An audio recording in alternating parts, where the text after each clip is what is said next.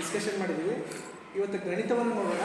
ಅದಕ್ಕಿಂತ ಮುಂಚೆ ಇವತ್ತು ಜಗತ್ತಿನ ಅತ್ಯಂತ ಶ್ರೇಷ್ಠ ಗಣಿತಜ್ಞ ಮತ್ತು ಭೌತ ವಿಜ್ಞಾನಿಯಾಗಿರ್ತಕ್ಕಂಥ ಸ್ಟೀಫನ್ ಹಾಕಿಂಗ್ ಅವರ ಬಗ್ಗೆ ಸ್ವಲ್ಪ ಹೇಳ್ತೀವಿ. ಯಾಕಂದರೆ ಇವತ್ತು ಅವರ ಬರ್ತ್ಡೇ. ವಿಜ್ಞಾನಿಗಳೆಲ್ಲ ನಕ್ಷತ್ರಗಳಾದ್ರೆ ಸ್ಟೀಫನ್ ಹಾಕಿಂಗ್ ಧ್ರುವ ನಕ್ಷತ್ರ. ಅವರ ಜೀವನ ನಮ್ಮೆಲ್ಲರಿಗೂ ಮಾದರಿ. ವಿಜ್ಞಾನ ಶಿಕ್ಷಕರಾಗಿದ್ದರಂತೂ ನಿಮ್ಮ ಹುಡುಗರಿಗೆ ಖಂಡಿತವಾಗಿ ಹೇಳ್ರಿ, ಇವತ್ತಿರ್ಲಿಕ್ಕಂದ್ರೆ ಯಾವತ್ತಾದರೂ ಓದಿರಪ್ಪ ಅಂದ್ರೆ ಅವರ ಜೀವನದ ಕುರಿತು ವಿದ್ಯಾರ್ಥಿಗಳಲ್ಲಿ ಹೇಳಲೇಬೇಕು ಅಂತ ಒಬ್ಬ ಭೌತ ವಿಜ್ಞಾನಿ ಮತ್ತು ಗಣಿತಶಾಸ್ತ್ರಜ್ಞ. ಅವರು 1942 ಜನವರಿ 8ನೇ ತಾರೀಕು ಇಂಗ್ಲೆಂಡಿನ ಆಕ್ಸ್ಫರ್ಡ್ನಲ್ಲಿ ಅವ್ರದ್ದೇನಪ್ಪ ಅಂತಂದ್ರೆ ಜನನ ಆಗ್ತದೆ. ತಂದೆ ಡಾಕ್ಟ್ರು, ಅವ್ರ ತಂದೆ ಡಾಕ್ಟ್ರು, ತಾಯಿ ಗೃಹಿಣಿ. 21 ವಯಸ್ಸಿಗೆ ಅವರಿಗೊಂದು ರೋಗ ಬರ್ತದೆ. ಹೋಗಿ ಚೆಕಪ್ ಮಾಡಿಸ್ತಾರೆ. ಚೆಕಪ್ ಮಾಡಿಸಿದ್ಮೇಲೆ ಬರಸಿದಲ್ಲಿ ಬಡ್ದಂಗೆ ಆಗ್ತದೆ. ಯಾಕಪ್ಪ ಅಂದ್ರೆ ಅದು ರೋಗ ಎಂಥ ರೋಗಪ್ಪ ಅಂದ್ರೆ ಕೋಟಿಗೆ ಒಬ್ಬರಿಗೆ ಬರ್ತದಂಥ ರೋಗ. ಕೋಟಿಗೆ ಒಬ್ಬರಿಗೆ ಬರ್ತಕ್ಕಂಥ ರೋಗ. ಅದರ ಹೆಸರು ಮೋಟಾರ್ ನ್ಯೂರಾನ್ ಅಂತ. ಇದು ಜನರಲ್ ವರ್ಡ್. ಅದು ಅದ್ರದ್ದು ಸ್ಪೆಸಿಫಿಕ್ ವರ್ಡ್ ಕೇಳಿದರೆ ಜ್ವರ ಬರ್ತವೆ ನಾವು ಅಂಥ ವರ್ಡ್ ಅದು. ಅಂಥ ರೋಗ ಅದು ಕೋಟಿಗೆ ಒಬ್ಬರಿಗೆ ಬರ್ತದಂಥ ಆ ರೋಗ. ಆ ರೋಗದ ಲಕ್ಷಣ ಏನಪ್ಪ ಅಂತಂದ್ರೆ ಕೇಂದ್ರ ನರಮಂಡಲ ವೀಕ್ ಅಂತ ಬರ್ತದೆ. ಕೇಂದ್ರ ನರಮಂಡಲ ವೀಕ್ ಅಂತ ಬರೋದ್ರಿಂದ ನಮ್ಮ ಅಂಗಾಂಗಗಳೆಲ್ಲ ದಿನೇ ದಿನೇ ದಿನೇ ಏನಪ್ಪ ಅಂದ್ರೆ ತಮ್ಮ ಕೆಲಸವನ್ನು ಸ್ಥಗಿತಗೊಳಿಸ್ತವ. ಬರ್ತಾ ಕೈ ತನ್ನ ಕೆಲಸವನ್ನು ಕಳ್ಕೊಂತದ, ಕಾಲು ಕಳ್ಕೊಂತದ. ಉಳಿಯೋದು ಒಂದೇ, ದಟ್ ಈಸ್ ಬ್ರೇನ್. ಅಂಥ ರೋಗ. ಮತ್ತು ಅದು ಜಾಸ್ತಿ ಉಳಿಯಲ್ಲ. ಅವರು ಭಾಳ ಅದರ ಪಾರ್ಶ್ವವಾಯು ತುತ್ತಾಗಿ 1-2 ವರ್ಷದಾಗ ಸತ್ತು ಹೋಗ್ತಾರೆ. ಡಾಕ್ಟ್ರು ಹೇಳಿಬಿಡ್ತಾರೆ, ನಿಮ್ಮ ಮಗ, ಅವ್ರ ತಂದೆನೂ ಡಾಕ್ಟ್ರೇ, ನಿಮ್ಮ ಮಗ ಜಾಸ್ತಿ ಉಳಿಯೋದಿಲ್ಲ, ಇನ್ನೂ 2 ವರ್ಷ ಉಳಿದೋಗ್ತದೆ ಅಂತ ಇಡೀ ಫ್ಯಾಮಿಲಿಗೆ ಮತ್ತು ತ್ರಾಸಾಗ್ತದೆ. ಓದಿನಲ್ಲಿ ಅಷ್ಟೇ ಅಪ್ರತಿಮ ಜ್ಞಾನಿ. ಸಣ್ಣ ವಯಸ್ಸಿನಾಗಿಂದಲೇ ಗಣಿತಜ್ಞ ಅಂತ ಮತ್ತು ಭೌತಶಾಸ್ತ್ರಜ್ಞ, ಖಗೋಳಶಾಸ್ತ್ರಜ್ಞ, ವಿಪರೀತ ಒಂದು ನಾಲೆಜ್ ಅವ್ರಿಗೆ. ಸಣ್ಣ ವಯಸ್ಸಿನಾಗಿಂದಲೇ ಅಷ್ಟು ನಾಲೆಜ್. ತಂದೆಗೆ ಭಾಳ ಇದಾಗ್ತದೆ, ಮಗನಿಗೆ ಡಾಕ್ಟ್ರು ಓದಿಸ್ಬೇಕಂತ ಅವ್ರ ಆಸೆ. ನನ್ನಲ್ಲಿ ಅತನು ಕೂಡ ಡಾಕ್ಟ್ರು ಆಗಂತ. ಆದ್ರೂ ಕೂಡ ಬಿಡೋದಿಲ್ಲ, ನಮ್ಮ ಛಲವನ್ನು ಬಿಡಲ್ಲ. ಆ ಟೈಮಿಗೆ ಏನಾಗ್ತದಪ್ಪ ಅಂತಂತಂದ್ರೆ ಅವ್ರ ಮುಂದಿರೋದು 2 ಆಪ್ಷನ್. ಯಾರ ಮುಂದೆ? ಹಾಕಿಂಗ್ ಮುಂದೆ. 2 ವರ್ಷದಾಗ ಸಾಯ್ತೀರಂತ ಡಾಕ್ಟ್ರು ಹೇಳ್ಬಿಟ್ಟಾರ. ಅದಕ್ಕೆ ಮೆಡಿಕಲ್ದಾಗ ಟ್ರೀಟ್ಮೆಂಟ್ ಇಲ್ಲ. ಆ ರೋಗಕ್ಕೆ ಮೆಡಿಕಲ್ದಾಗ ಇನ್ನೂ ಟ್ರೀಟ್ಮೆಂಟ್ ಹುಡುಕಕತ್ತದ ವೈದ್ಯಕೀಯ ವಿಜ್ಞಾನ, ಆದರೆ ಇನ್ನೂ ಆಗಿಲ್ಲ. ಆ ಕಾಲಕ್ಕಂತೂ ಮೊದಲೇ ಇಲ್ಲ. ಅವಾಗ ಹಾಕಿಂಗ್ ಮುಂದಿರೋದು 2 ಆಪ್ಷನ್. ಒಂದು, ನರಳುತ್ತಾ ಸಾವಿಗಾಗಿ ಕಾಯಬೇಕು. ಒಂದು, ಇಲ್ಲಪ್ಪ ಅಂತಂದರೆ ಇರುವಷ್ಟು ದಿನ ಏನಾದರೂ ಸಾಧನೆ ಮಾಡಿ ಏನಾದರೂ ಜಗತ್ತಿಗೆ ಕೊಟ್ಟು ಹೋಗ್ಬೇಕು. ಒಂದು, ಅವ್ರು ಆಯ್ಕೆ ಮಾಡಿದ್ದು 2ನೇ. ಇರೋಷ್ಟು ದಿನ 2 ವರ್ಷ ಅದಲ್ಲ, ಅಲಿತಾನೆ ಏನಾದ್ರು ಸಾಧನೆ ಮಾಡೋಣ, ಜಗತ್ತಿಗೆ ಅಲಿತಾನೆ ಏನಾದ್ರು ಕೊಡೋಣ ಅಂತೇಳಿ ಅವರು ತಮ್ಮ ಪ್ರಯತ್ನವನ್ನು ಬಿಡಲಿಲ್ಲ. ಅವಾಗ ಕೇಂಬ್ರಿಜ್ದಾಗ ಓದ್ತಿರ್ತಾರೆ. ಅವರು ಕೇಂಬ್ರಿಜ್ದಾಗ ಅವ್ರದ್ದು ಅಧ್ಯಯನ ನಡೀತಿರ್ತದೆ. ಆದರೂ ಕೂಡ ಅದು ಎಂಥ ರೋಗ ಹೇಳಿದೆ. ದಿನೇ ದಿನೇ ಮನುಷ್ಯ ಏನಪ್ಪ ಅಂತಂದ್ರೆ ತನ್ನ ಅಂಗಾಂಗಗಳನ್ನೆಲ್ಲ ಸ್ಥಗಿತ ಹಾಕ್ಯಂತ ಬರ್ತದೆ. ಅವ್ರ ಅಂಗಾಂಗಗಳು ಸ್ಥಗಿತ ಆದಂಗೆಲ್ಲ ಇವ್ರದ್ದು ಸಾಧನೆ ಏರಾಕತ್ತಿತ್ತು. ನೋಡ್ರಿ, ಹಂಗ ಒಳಗೆ ಮನುಷ್ಯ ಕುಗ್ಗಕತ್ತಿದ್ದ, ಸಾಧನೆ ಇದ್ದಕತ್ತಿತ್ತು. ಅಷ್ಟು ಏನಪ್ಪ ಅಂತಂದ್ರೆ ಇಂಟೆಲೆಕ್ಚುವಲ್ ಮೈಂಡ್ ಅದು. ಆ ಟೈಮ್ದಾಗ ಅವರಿಗೆ ಒಬ್ಬ ಹುಡುಗಿ ಪರಿಚಯ ಆಗ್ತಾಳೆ. ಆಕೆನ ಹೆಸರು ಜೇನ್. ಆಕೆ ವ್ಯಕ್ತಿತ್ವನು ಜೇನೆ. ಜೇನ್ ಅಂತಂದ್ರೆ ಅಷ್ಟು ಬ್ಯೂಟಿಫುಲ್ ಏನಪ್ಪ ಅಂತಂದ್ರೆ ಅದೇ ಸ್ವೀಟ್ ಪರ್ಸ್ನಾಲಿಟಿ.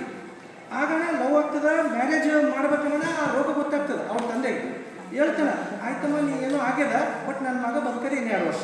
ನನ್ನ ಮಗ ಬದುಕದೆ ಇನ್ನೂ 2 ವರ್ಷ ನಿನಗೂ ಬರ್ತದೆ. ಆದ್ದರಿಂದ ನಿಮ್ಮ ಮುಂದೆ ಜೀವನ ಅದ, ಬೇರೆ ಯಾರಿಗಾದ್ರೂ ಮದುವೆ ಆಗಂತ ಅವ್ರ ತಂದೆ ಹೇಳ್ತಾನೆ. ಅದಕ್ಕೆ ಭಾರಿ ಅದ್ಭುತವಾದ ಮಾತು ಹೇಳ್ತಾರೆ. ನಾನು ಪ್ರೀತಿ ಮಾಡಿದ್ದು ವ್ಯಕ್ತಿನಲ್ಲ, ವ್ಯಕ್ತಿತ್ವ ಪ್ರೀತಿ ಮಾಡಿ. ಆತನನ್ನು ಪ್ರೀತಿಸಲ್ಲ, ಆತನ ವ್ಯಕ್ತಿತ್ವವನ್ನು ಪ್ರೀತಿ ಮಾಡೀನಿ. ಯಾಕಪ್ಪ ಅಂತಂದ್ರೆ ಜಗತ್ತದಾಗ ಕೈ ಕಾಲಿರೋರೆಲ್ಲ ಏನೂ ಸಾಧನೆ ಮಾಡೋರು, ಬದುಕಿದ್ದು ಕೂಡ ಸತ್ತಂಗಾರ. ಬಟ್ ಇವ ಸಾಯ ಮನುಷ್ಯ ಬದುಕುಂಟನಲ್ಲ, ಅದು ನನಗೆ ಭಾಳ ಲೈಕ್ ಆಗ್ಯದ. ನಾನು ಇದನ್ನೇ ಮದುವೆ ಆಗ್ತೀನಿ, 2 ವರ್ಷ ಬದುಕು ಏನು ತೊಂದರೆ ಇಲ್ಲ, ದೇವ್ರ ಹೆಂಗೆ ಹಿಡಿತಾನಂಗೆ ಆಗಲಿ, ಅಲ್ಲಿ ತನಕ ಕೂಡ ಆತನ ಬೆನ್ನೆಲುಬಾಗಿ ನಿಲ್ತೀನಿ ಅಂತೇಳಿ ಜೇನ್ ಏನಪ್ಪ ಅಂದ್ರೆ ಆತನ ಮದುವೆ ಆಗ್ತಾರೆ. ಅವಾಗ ಸಣ್ಣ ಏಜ್, 23-24 ಏಜ್. ಅದೇ ನಡೀತಿರ್ತಾರೆ ಕೇಂಬ್ರಿಜ್ದಾಗ. ಆಕೆ ಏನಪ್ಪ ಅಂದ್ರೆ ಆತನ ಬೆನ್ನೆಲುಬಾಗಿ ನಿಂತಿರ್ತಾರೆ. ಎಷ್ಟು 21 ತನಕ ತಂದೆ ತಾಯಿ ನಿಂತಿದ್ರು. 23ರಿಂದ ಹೆಂಡತಿ ಪೂರ್ತಿ ಆತನ ಎಲ್ಲವನ್ನ, ಆತನ ಮೋಟಿವೇಶನ್ ಮಾತಾಡೋದು, ಆತನ ಕೆಲಸಗಳನ್ನೆಲ್ಲ ಮಾಡೋದು. ಏನು ಕೈಕಾಲು ಏನೂ ಇಲ್ಲ, ಗಾಲಿ ಕುರ್ಚಿ ಮೇಲೆ ಕೂಡೋದು.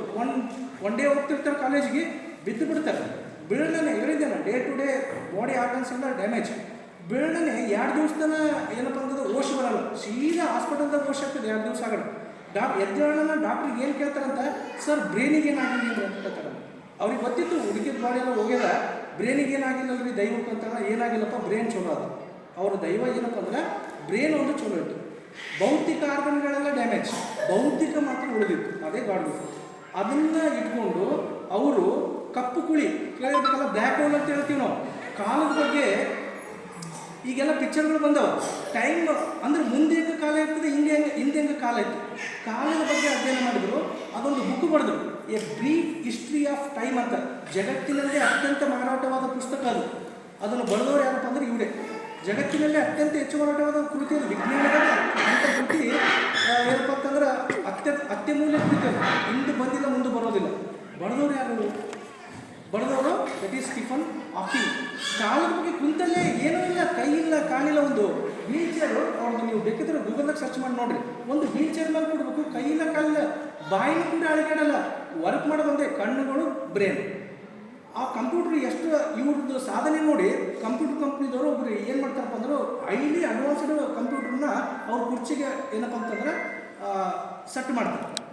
ಧ್ವನಿ ಬರಲ್ಲ, ಮಾತಾಡೋಕ್ಕೆ ಬರಲ್ಲ ಅವರಿಗೆ, ಎಲ್ಲ ನರಗಳು ವೀಕ್ ಆಗಿರ್ತಾವೆ. ವೋಕಲ್ ಕಾಡ್ದಾಗ ಒಂದು ವಾಯ್ಸ್ ಮಾಡ್ಯುಲೇಟರ್ ಕೊಡಿಸ್ತಾರೆ ಧ್ವನಿ ಪೆಟ್ಟಿಗೆ. ಆ ಮಾಡ್ಯುಲೇಟರ್ ಹೆಂಗೆ ಕೆಲಸ ಮಾಡ್ತದಪ್ಪ ಅಂದ್ರೆ ಇವ್ರು ಗುರು ಅಂದರೆ ಸಾಕು, ಅದು ಕಂಪ್ಯೂಟರ್ ಮೂಲಕ ಧ್ವನಿಯಾಗಿ ಪರಿವರ್ತನೆ ಆಗ್ತದೆ. ಅಂಥ ಅಡ್ವಾನ್ಸ್ ಟೆಕ್ನಾಲಜಿ ಅಮೇರಿಕಾದವರು ಇವ್ರಿಗೊಂದು ಗಿಫ್ಟ್ ಕೊಟ್ಟಿರ್ತಾರೆ, ನೀವು ಎಲ್ಲೇ ಜಗತ್ತಿನಾದ್ಯಂತ ಹೋದ್ರೂ ನಿಮ್ಮ ವಿಜ್ಞಾನ ತಿಳಿಬೇಕು ಎಲ್ಲರಿಗೆ ಅಂತೇಳಿ. ಅದು ಸೌಂಡು ಇವರು ಜಸ್ಟ್ ಒಂದು ಏನು ಬರೀ ಈಗ ನಾನು ಮಾತಾಡೋದನ್ನು ತಿಳಿಯೋದು ಏನಾದರೆ ತಿಳಿತದ ನೋ, ಅದು ಕನ್ವರ್ಟ್ ಮಾಡ್ತಾರೆ. ಅಂಥ ಒಂದು ವಾಯ್ಸ್ ಮಾಡ್ಯುಲೇಟರ್ನ ಫಿಕ್ಸ್ ಮಾಡಿದ್ದಾರೆ ಅವರು ಧ್ವನಿ ಪೆಟ್ಟಿಗೆ.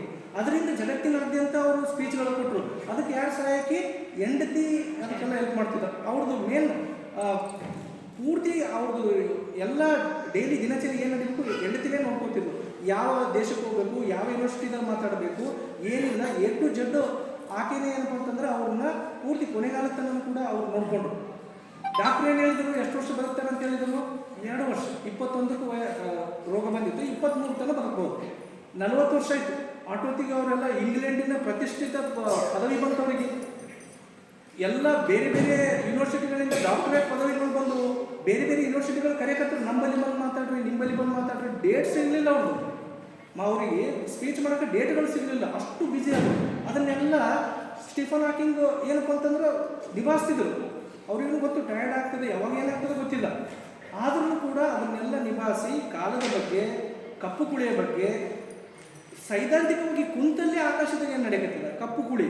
ನಾವು ಈಗೆಲ್ಲ ಈಗ ಅಡ್ವಾನ್ಸ್ಡ್ ಆ ಕಾಲಕ್ಕೆ ಅದ್ರ ಬಗ್ಗೆ ವಿಚಾರ ಮಾಡಿ ಎದ್ರ ರೂಪದಾಗ ಬರೀತಿದ್ರಪ್ಪ ಅಂತಂದ್ರೆ ಈಕ್ವೇಷನ್ ರೂಪದಾಗ ಬರ್ತಾರೆ. ಅವ್ರ ಬುಕ್ ನೀವು ಬೇಕಿದ್ರೆ ಓದ್ಬೋದು, ಬ್ರೀಫ್ ಹಿಸ್ಟ್ರಿ ಆಫ್ ಟೈಮ್ ಅಂತ. ಪೂರ್ತಿ ಎಲ್ಲ ಮ್ಯಾಥಮೆಟಿಕ್ಸ್ ಅದ. ಅದು ನಾರ್ಮಲ್ ಅವ್ರಿಗೆ ತಿಳಿಯೋದಿಲ್ಲ, ವಿಜ್ಞಾನಿಗೆ ತಿಳಿಯೋದಿಲ್ಲ. ಅದು ಅಷ್ಟು ಏನಪ್ಪ ಅಂದ್ರೆ ನೀಟ್ ವರ್ಕರ್ ಅವರು. ಅದನ್ನೆಲ್ಲ ಮತ್ತೊಬ್ಬರಿಂದ ಬರ್ಸೋರು, ಅದನ್ನು ಅವರು ಬರೆಯೋಕ್ಕಾಗ್ತಿದ್ದಲ್ಲ, ಮತ್ತೊಬ್ಬರಿಂದ ಬರ್ಸೋರು. ಸೊ ಅಂಥ ಒಬ್ಬ ಸಾಧಕ, ಆತನ ಬರ್ತ್ಡೇ ಇವತ್ತು. ಯಾಕೆ ಇವತ್ತು ನಾವು ಅವ್ರನ್ನ ನೆನೆಸ್ಕೊಳ್ಬೇಕಪ್ಪ ಅಂತಂದ್ರೆ ನಮ್ಗೆಲ್ಲಷ್ಟು ದೇವರು ಎಲ್ಲ ಅಂಗಗಳು ಫಿಟ್ ಕೊಟ್ಟಾರೆ, ಆದ್ರೂ ಕೂಡ ಮನಸ್ಸಿನಲ್ಲಿ ಕೊರತೆ ಇಟ್ಟರು. ಆದರೆ ಅವ್ರ ಮನಸ್ಸಿನಲ್ಲಿ ಕೊರತೆ ಇದ್ದಿದ್ದಿಲ್ಲ.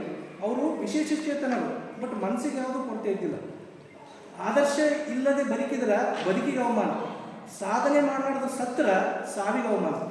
ಅವರು ಆದರ್ಶಯುತವಾಗಿಯೂ ಬದುಕಿದ್ರು, ಮತ್ತೇನಪ್ಪ ಅಂತಂದ್ರೆ ಸಾಧನೆ ಮಾಡಿ ಸತ್ತರು. ಪ್ರತಿ ಸತ್ಯ ಹೇಳಿದ್ರು ಡಾಕ್ಟರ್ ಅದೇ ಗಿಫ್ಟ್ ಅದ. 40 ವರ್ಷಕ್ಕೆ ಬರೋಣ, 12 ವರ್ಷ ಎಲ್ಲಿ ತನಕ ಬಂದ್ರಪ್ಪ ಅಂದ್ರೆ 2018 ಮಾರ್ಚ್ 14 ತೀರ್ಕೊಂತಾರೆ ಅವರು. ಅವಾಗ ಅವ್ರಿಗೆ 76 ವಯಸ್ಸು. ಅವರಿಗೆ 76 ವಯಸ್ಸು. ವಿಜ್ಞಾನ ಹೇಳಿದ್ದು 23 ಹೋಗ್ತಾನೆ ಅಂತ. ದೇವರ ದಯೆಯಿಂದ, ಪ್ರಕೃತಿಯ ದಯೆಯಿಂದ, ಯಾವುದೋ ಒಂದು ಶಕ್ತಿಯ ದಯೆಯಿಂದ 76 ತನಕ ಬಂದರು. ವಿಜ್ಞಾನದ ಕಂಡು ಕೇಳದೇ ದಾಖಲೆಯನ್ನು ಮಾಡಿದರು. ಅಂಥ ವಿಜ್ಞಾನಿ ಇನ್ನು ಹುಟ್ಟಿಲ್ಲ, ಮುಂದೆ ಹುಟ್ಟೋದನ್ನು ಡೌಟ್. ಅಂಥವರ ಏನಪ್ಪ ಅಂತಂದ್ರೆ ಇವತ್ತ ಜಯಂತಿ ಅಥವಾ ಹುಟ್ಟುಹಬ್ಬ. ಇದನ್ನು ನಾವು ಮಕ್ಕಳಿಗೆ ಹೇಳಬೇಕು. ಯಾಕಪ್ಪ ಅಂತಂದ್ರೆ ಇಂಥವ್ರನ್ನ ಇಂಟ್ರಡ್ಯೂಸ್ ಮಾಡಬೇಕು. ನಾನು ಹೇಳಿದೆ ಫಸ್ಟಿಗೆ ಮಾತಾಡೋಕ್ಕೆ ಹೇಳಿದೆ, ವಿಜ್ಞಾನಿಗಳು ನಕ್ಷತ್ರಗಳಾದರೆ ಇವರು ಧ್ರುವ ನಕ್ಷತ್ರ. ಎಲ್ಲ ವಿಜ್ಞಾನಿಗಳಿಗೆ ಎಲ್ಲ ಆರ್ಗನ್ಗಳು ಚಲೋ ಇತ್ತು, ಎಲ್ಲ ಇತ್ತು, ಅವರು ಸಾಧನೆ ಮಾಡ್ಯಾರ. ಬಟ್ ಇವ್ರು ಯಾಕೆ ವಿಶೇಷ ಆಗ್ತಾರಪ್ಪ ಅಂದ್ರೆ ಇವರು ವಿಶೇಷ ಸಾಧನೆ, ವಿಶೇಷ ಚೇತನ. ಕೈ ಕಾಲು ಯಾವುದೂ ಕೂಡ ಆ್ಯಕ್ಟಿವ್ ಇಲ್ಲ. ಆ್ಯಕ್ಟಿವ್ ಇರೋದೇನು? ಬ್ರೇನ್. ಅದರಿಂದ ಇಡೀ ಬ್ರಹ್ಮಾಂಡವನ್ನೇ ಏನಪ್ಪ ಅಂತಂತಂದ್ರೆ ಅವರು ಎಕ್ಸ್ಪ್ಲೋರ್ ಮಾಡೋಕ್ಕೆ ಹೋದರು. ತಮಗೆ ಎಷ್ಟಾಗ್ತದೆ ಅಷ್ಟು ಸ್ಪೀಚ್ಗಳನ್ನು ಕೊಟ್ಟರು. ಎಷ್ಟೋ PhD ಹುಡುಗರಿಗೆ ಏನಪ್ಪ ಅಂತಂದ್ರೆ ಇನ್ಸ್ಪಿರೇಷನ್ ಆದರು. ಇವತ್ತು ಬ್ಲ್ಯಾಕ್ ಹೋಲ್ ಬಗ್ಗೆ ಸ್ಟಡಿ ಮಾಡಕತ್ತಾರ, ಕಾಲಚಕ್ರದ ಬಗ್ಗೆ ಸ್ಟಡಿ ಮಾಡಕತ್ತಾರ. ಅವರಿಗೆಲ್ಲ ಬುನಾದಿ ಯಾರಪ್ಪ ಅಂತಂದ್ರೆ ಸ್ಟೀಫನ್ ಹಾಕಿಂಗ್. ಅವರ ಜೀವನ ನಮಗೆಲ್ಲರಿಗೂ ಮಾದರಿ ಆಗಬೇಕು. ಏನಪ್ಪ ಅಂತಂದ್ರೆ ವಿಜ್ಞಾನ ಇವತ್ತು ಇಷ್ಟು ಮುಂದೆ ಬಂದದಂದ್ರೆ ಅಂಥ ಸಾಧಕರಿಂದನೇ ಬಂದದಂತ ಹೇಳುತ್ತಾ ಇವತ್ತಿನ ನಮ್ಮ ಸೆಷನ್ನ ಸ್ಟಾರ್ಟ್ ಮಾಡಿ. Thank you.